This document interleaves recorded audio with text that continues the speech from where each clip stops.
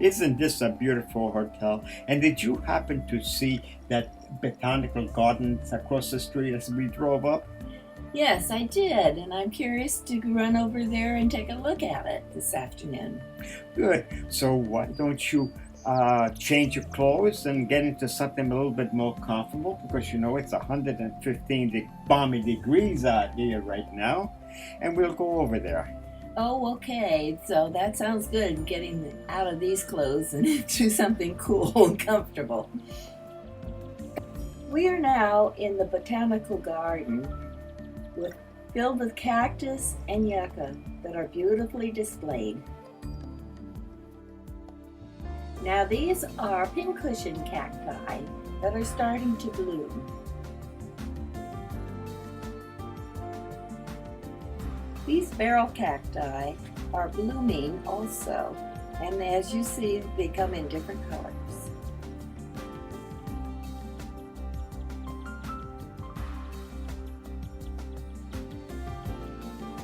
This is the best friend you can have in the desert, the giant saguaro cacti, because they contain water. All you have to do is tap a hole in the bottom and you can have all the drinking water you want. A full-grown one produces as much as 40 gallons of water. The buckhorn cholla is a whitish, ghostly looking cholla.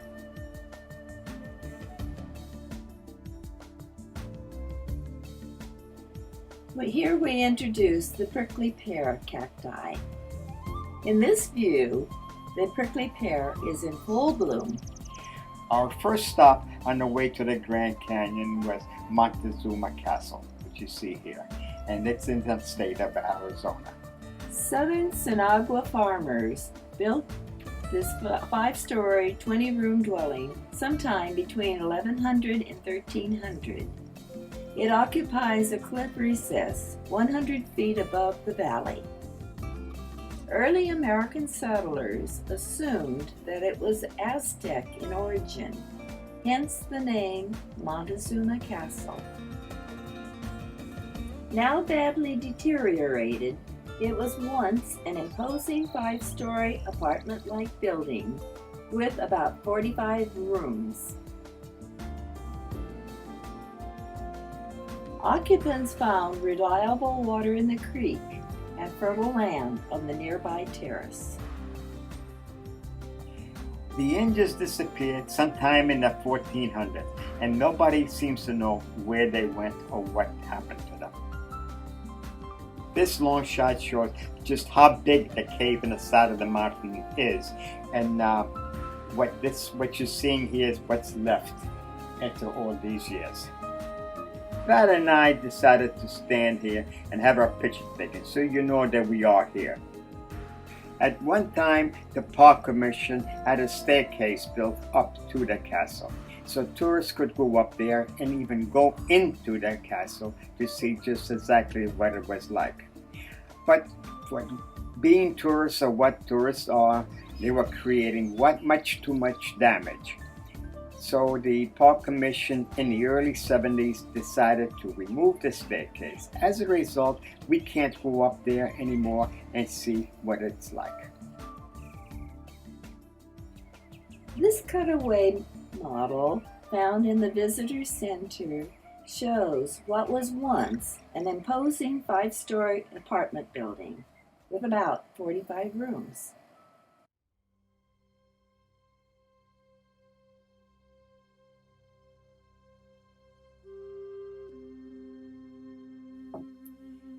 This is a favorite stop along the way here for the simple reason this rock is called Bell Rock, which is shaped just like a bell.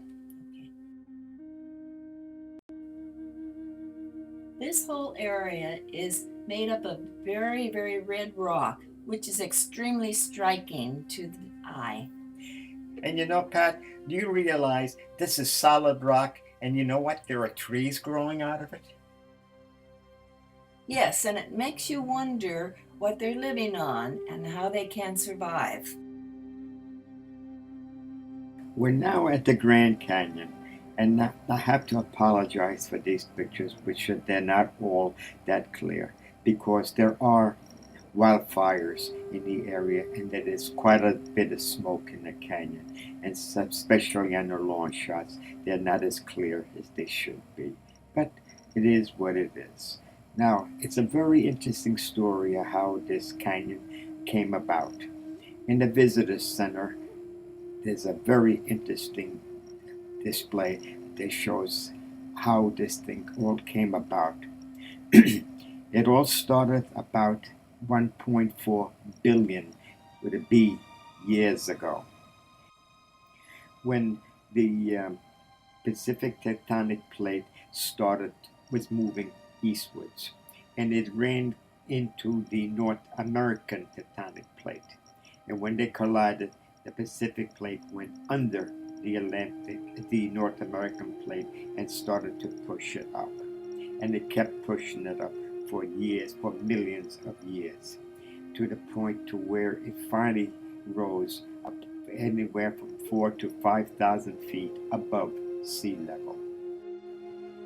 And over the millions of years, a great inland sea formed, which went from the Four Corners area to the Canadian border, from the foot of the Rockies to almost the Mississippi River. Now, this is the water that formed all these canyons. A fault line opened up in the natural dam, and the water started draining southwest to the Gulf of California. Now, all these canyons were all formed in the same way, which is Zion, Bryce, Monument Valley, Canyon de Chelly, the Arches, Canyonland, and finally the Grand Canyon. What makes them so different is the mineral deposit in the rocks. Now, the Grand Canyon is the biggest canyon of all. And what makes it so big is because it was mainly made up of limestone and sandstone, which eroded quite rapidly. All these buttes that you see sticking up in the canyon are hard stone, which they were able to withstand the erosion. But because of rain, wind, ice, snow, and earthquakes, the canyon is still eroding to this day, but at a much, much slower pace than what it was years ago. There is more to this, but we'll discuss that when we get up to Monument Valley and Lake Powell.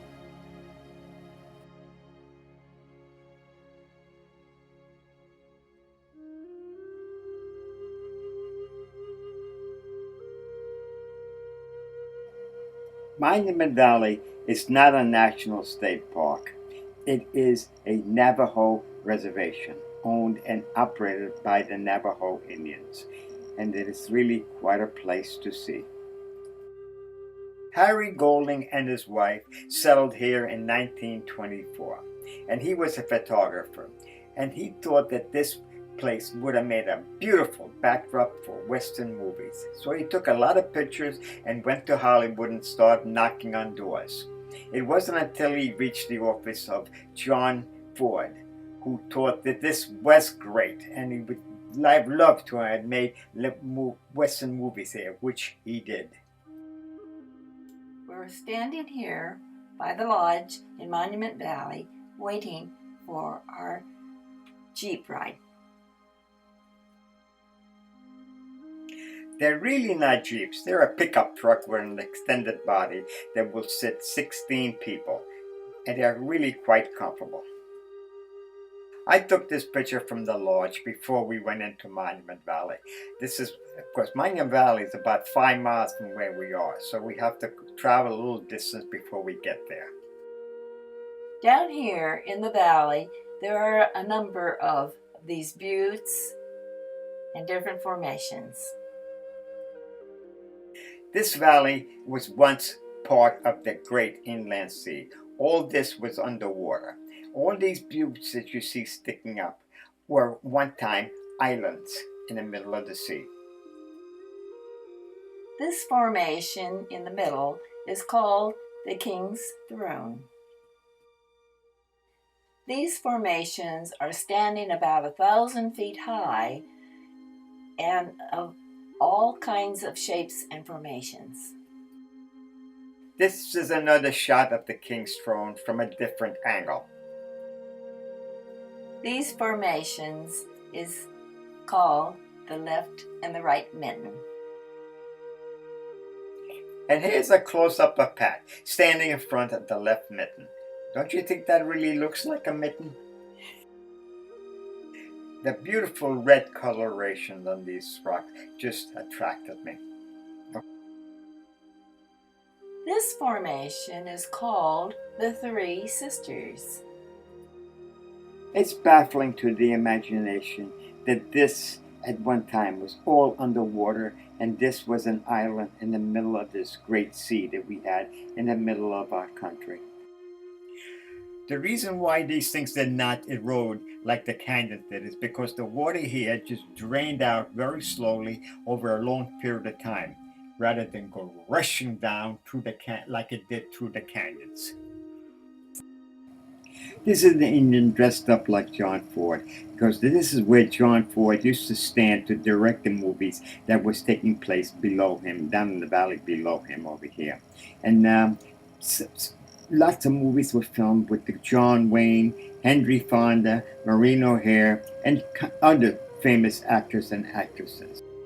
The first film that John Ford filmed with John Wayne was Stagecoach.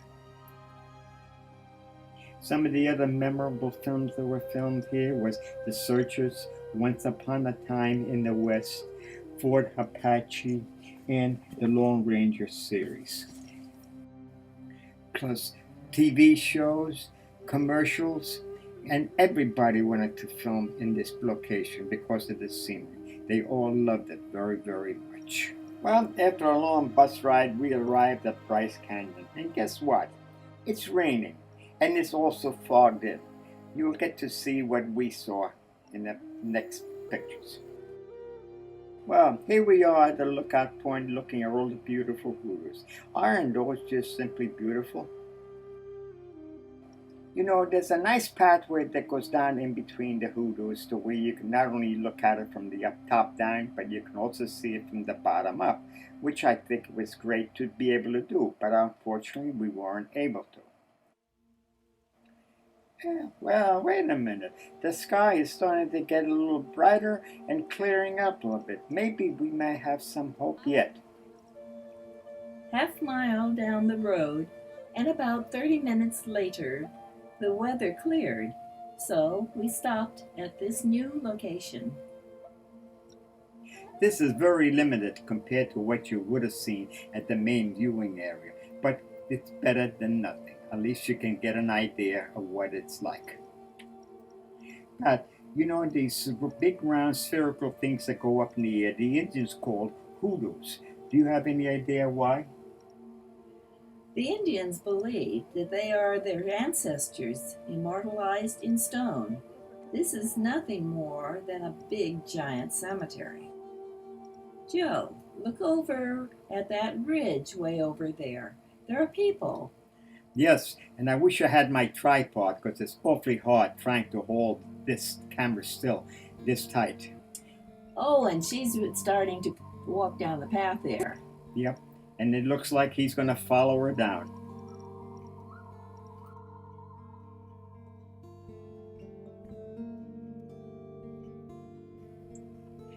Well, it looks like the weather's cleared pretty nicely now, so I can take these nice still shots of this area.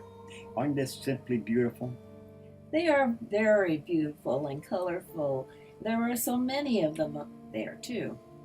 And this is really a small portion of what you would have seen back at the main viewing area. But, you know, we can't worry about what Mother Nature does. We have to take what she gives us. Yes, and we have to be grateful for what we can see here.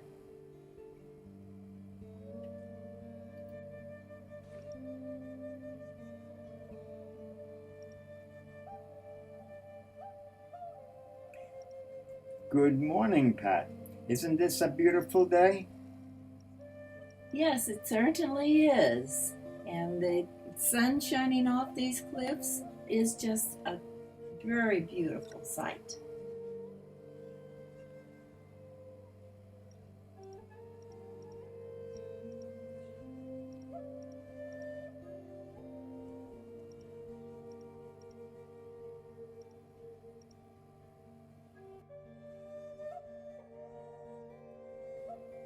Hey Pat, when I'm zooming up this high and leaning back as far as I am, won't you stand behind me and catch me just in case I lean too far? Well, okay, but I may drop you.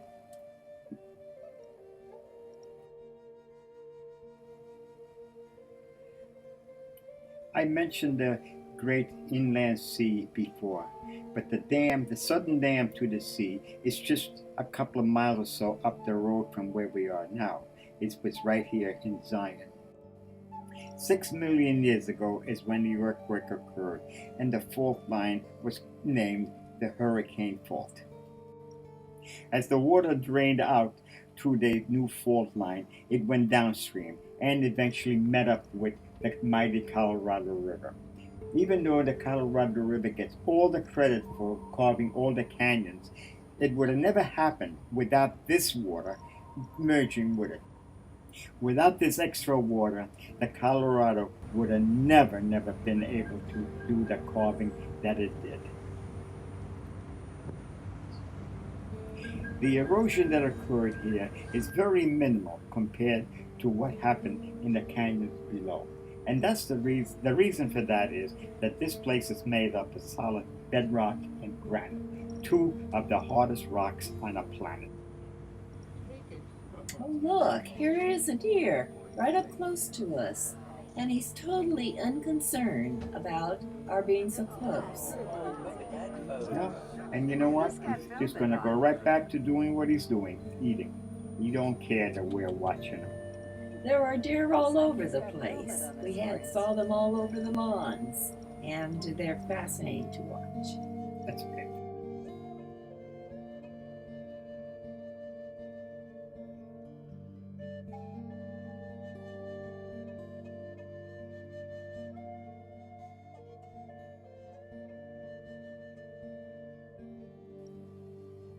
Look, Pat, it's solid rock and there's trees growing up there. Tell me, what are these things living on? With all they have is hard rock to eat on. I don't know, but why don't you fly up there and find out?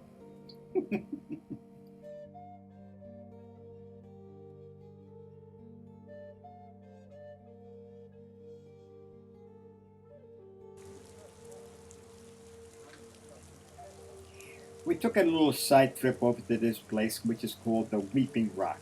And you'll see in a minute why it's called that. It's really quite fascinating.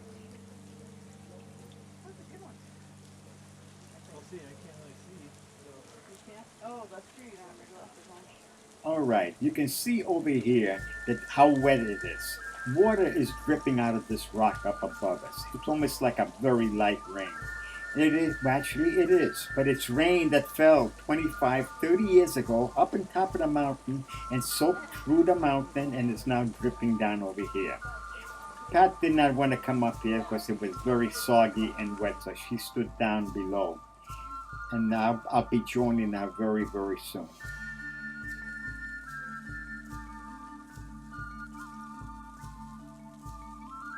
I'm really impressed by the amount of water I see oozing out of the rock, coming down like a waterfall right here in front of me. And to think, this water fell a good 25 to 30 years ago.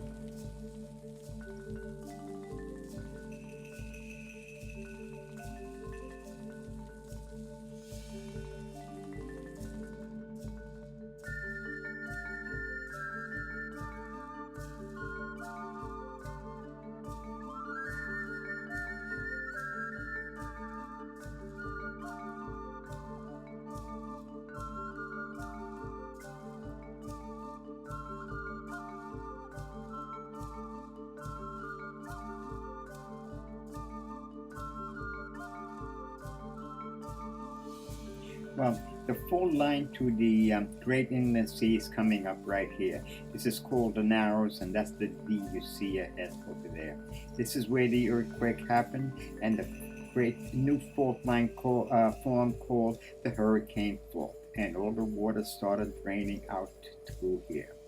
And today, all that's left is this little mild stream that's still pouring water.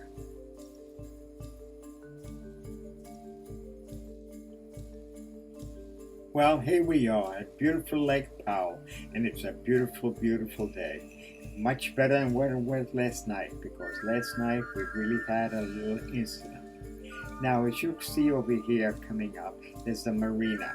It's out here in the bottom where they dock all the boats. Well, this marina is a floating marina.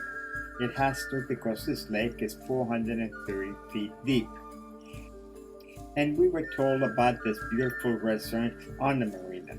Now, the only way you can get there is down a very steep ramp across the steel bridge and onto the marina.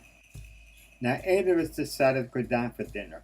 And because we're going to be coming up in the dark, we decided to have them bring us down in one of these big golf carts that carry 10 people.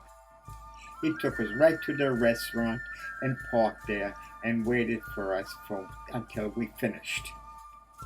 And because it was a beautiful night, we decided to go up on our roof and either have our dinner outside. But now we no sooner all got our order in and sat down to enjoy our hors d'oeuvres when the wind kicked up and everything was blowing all over the place. So we had to grab everything and went down and went inside the dining room and sat down, and that's where we had our dinner. Before we knew it, it started to thunder and lightning, and the water was very choppy. The chandeliers that are hanging in the restaurant were swinging about 3 feet from one side to the other. The table was swaying, and we were swaying. But we're on a floating dock, and it was moving. After we finished eating, and the rain was letting up, and it was getting a little nicer, I got the hold of the driver, and I says, "Okay, we're finished. You can take us back now." And he says, "I can't do that." I said, "Why?" He says, "Because the steel bridge that takes us across got damaged, and I can't drive out." I said, "Okay, we'll go and walk then." He says, "Well, if you do that, you're going to have to swim about 30 feet from the dock to the shore." So the harbor master, whose office is right next to the restaurant where we were, was there, and I asked him, "Okay, look, this thing has been here for 40 years. It's not the first storm that you ever had. I'm sure this got damaged before. What's plan B?" He said, "Well, we're working on it." This blue building you see here is the restaurant. It's called the Latitude. After a while, he came to us and he says, "We decided what we're going to do. We're going to put you in this little pontoon boat right over here, and we're going to take you over to the boat ramp. And we're going to have a van meet you there and take you up to your rooms." Now, this is nice, but it's a little pontoon boat, and it's open, no top, and it's still raining somewhat. But hey, it's better than being stranded here all night and trying to sleep in the restaurant. So we got in it, and we went over, and he got us to the boat ramp. Well, he got us here, and we crawled out on the boat onto a little platform and walked over to the vehicle that was waiting for us. Now, you got to realize something. It's pitch black here. The only light we have is the headlight of the vehicle that was waiting for us. And we were wet, and we weren't exactly feeling very comfortable.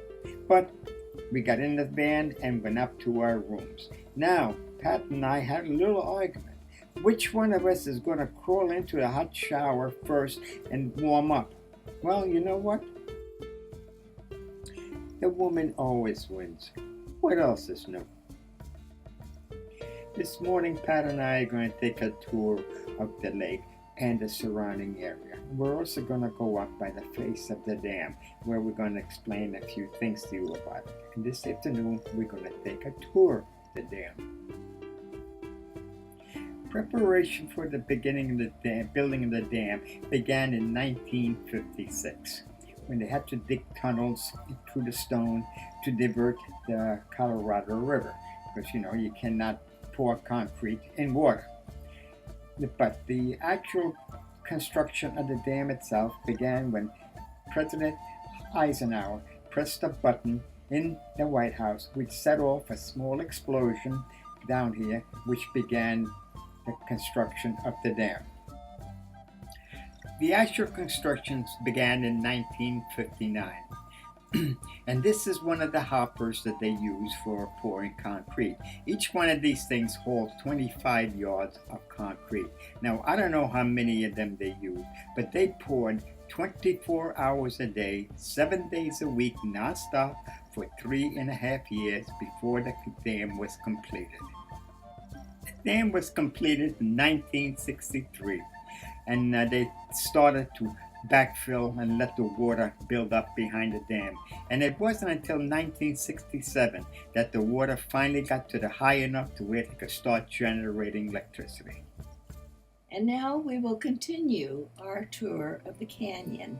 As you notice the difference in coloration, the white is the high water mark, otherwise known as the bathtub ring.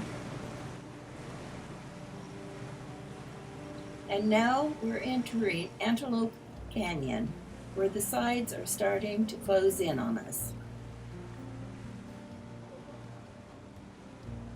Okay, folks, again, you're gonna send that really, really loud whistle. Watch your ears here. 3, 2, 1.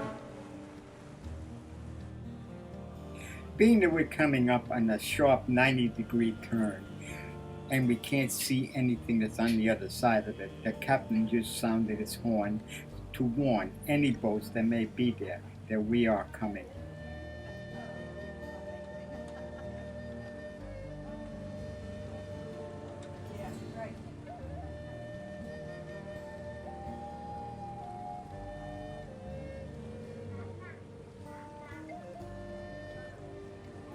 And now we're coming up to something very interesting, which is called Navajo Tapestry.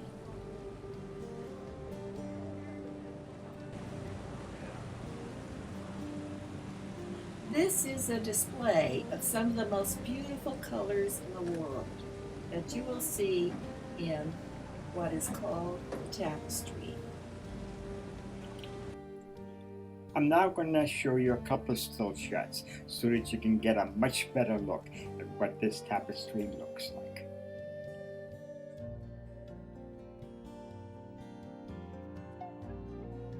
Now that we've finished our tour of the lake, we're going into the dam. On the top of the dam, there is a display of an actual turbine blade. It is estimated to be about 15 or 16 feet in diameter. The water flowing through the turbine rotates this blade and the generator attached to it, thus producing electricity.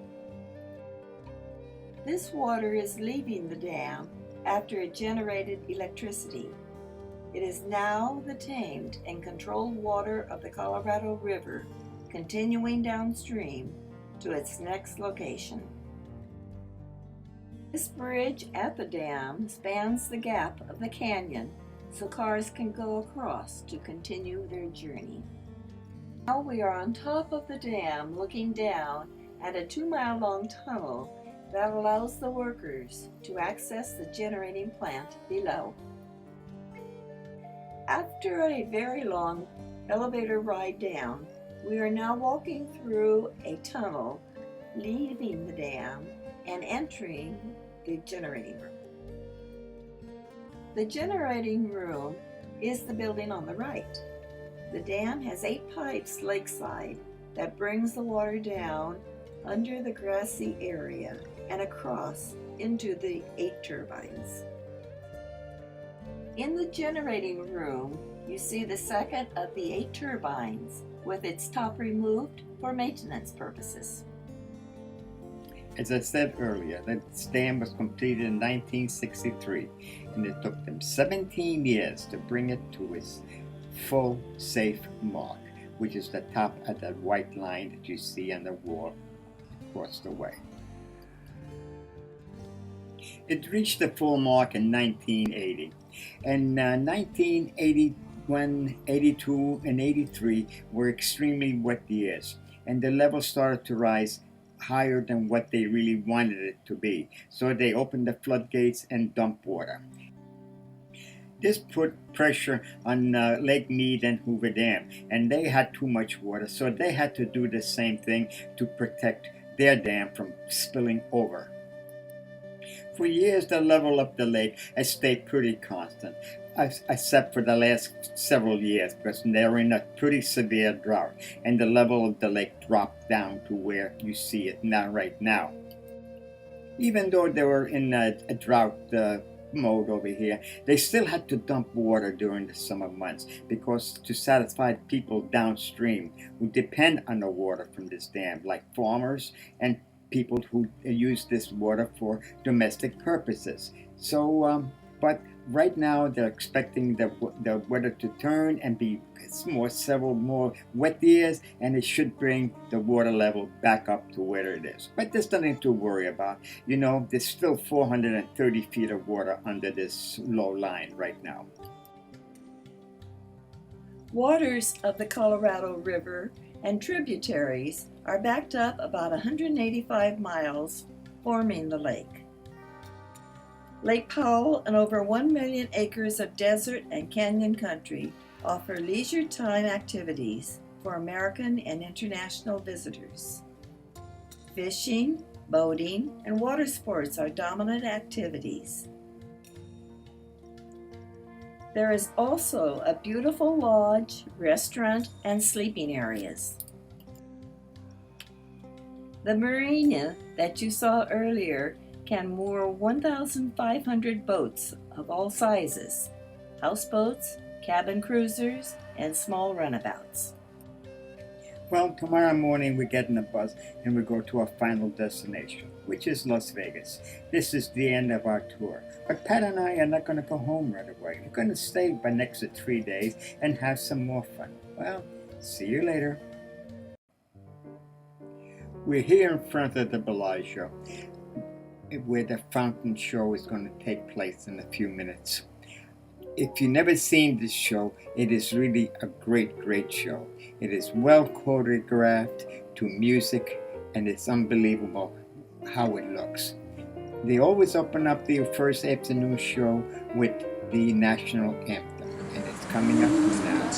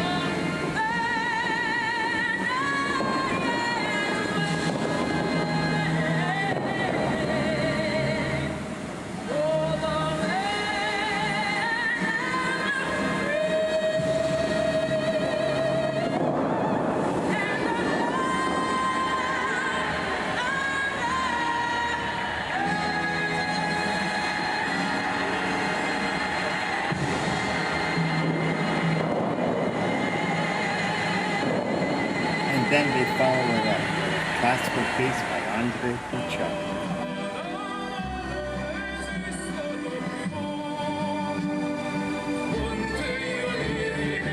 They also have a night show, which is the same as the day show, except it's done under lights. And this evening they have the Celine Dion selection of the Titanic.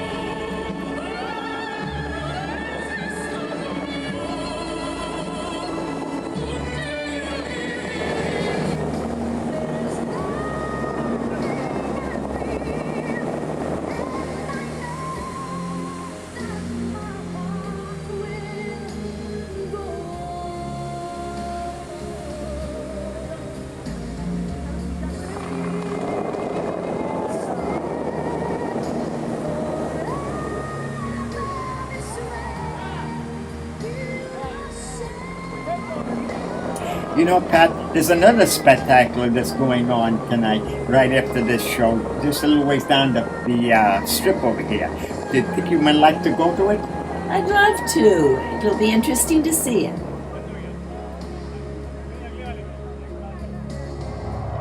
A volcano! Yeah! Isn't that something? What do you think about this? Wow, this is something spectacular. And you know, with as far as we are from it, I can feel the heat coming off those flames. What about you?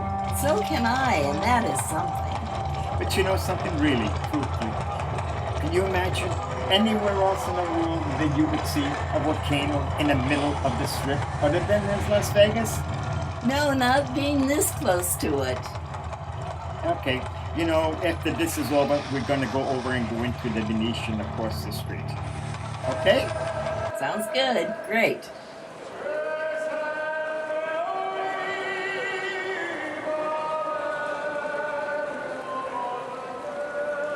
Pat, do you think you would like to go for a ride in a gondola and have somebody sing to you?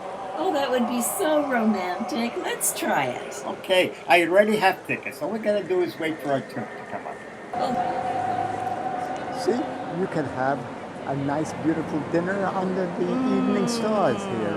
Isn't that See a little nice? more of the sky or something? Or... Oh, There you oh, go. there you go. Yeah. Right underneath the evening sky. Yeah. That makes a nice. You think people will believe that you're indoors instead of outdoors? Well, it's you got to think about it. You got to convince yourself you're indoors.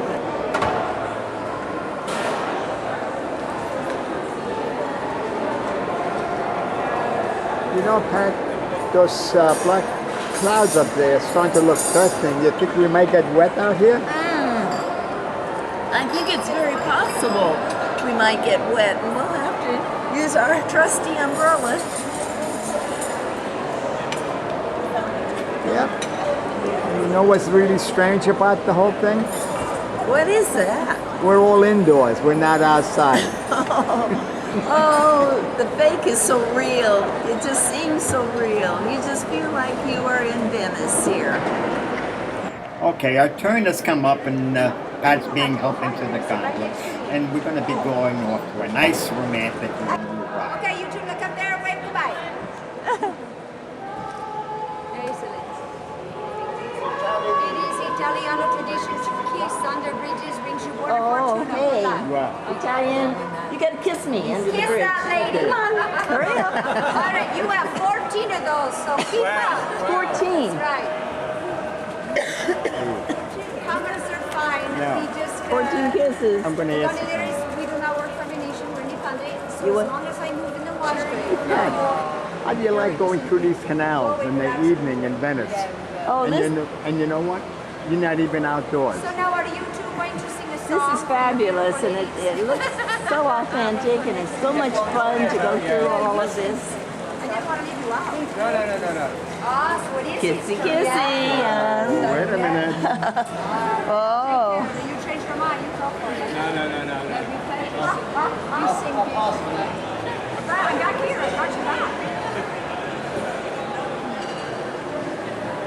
Now, don't you really feel like you are outside? You certainly do. Look, there's even birds up there flying around. Oh, yes, of course that's, yes, they are. Yeah, there's Yeah, birds. Birds. Birds in the sky. Could it be And made? look up there, a balloon or something? That's a balloon or something. Yeah. She's singing.